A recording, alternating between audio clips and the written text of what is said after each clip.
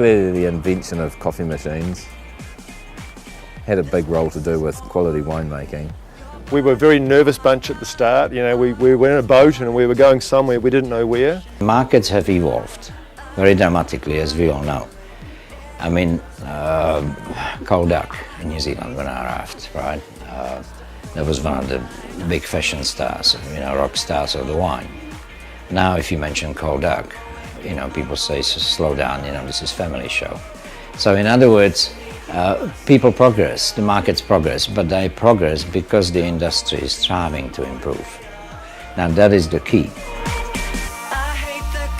The most exciting thing that happens in New Zealand right now is we're watching people turn away from the idea of the winemaker as the core of the wine, and we're moving to now where the top wines are simply a place. That it's that place for better or worse, take it or leave it, but it's place, it's not person.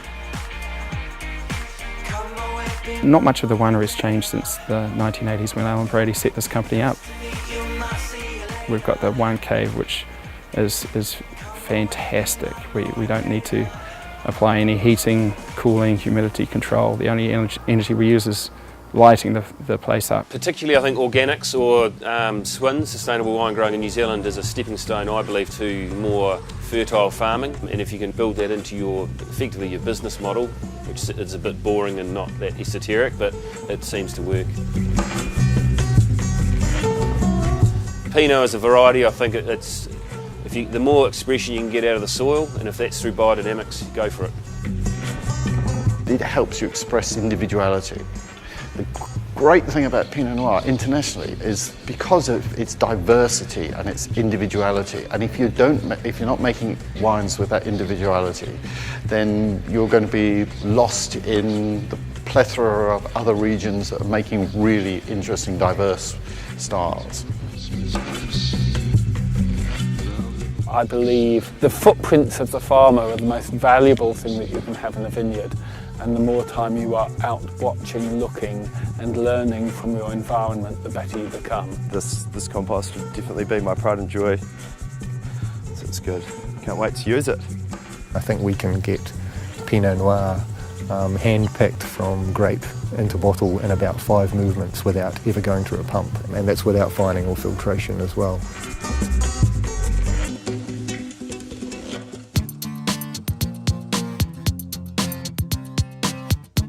We really employ the best of both worlds. So we use a large amount of low-tech, low-input, very natural approaches with some batches of Pinot Noir.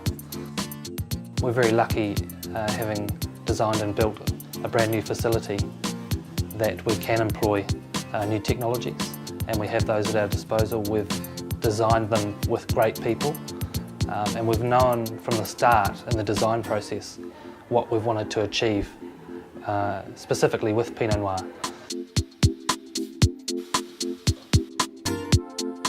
My favourite piece of equipment, I do have a favourite, is our plunging device. It's a little bit unique. It's a 3-head punch-down device, and it gives us really, really good control over extraction.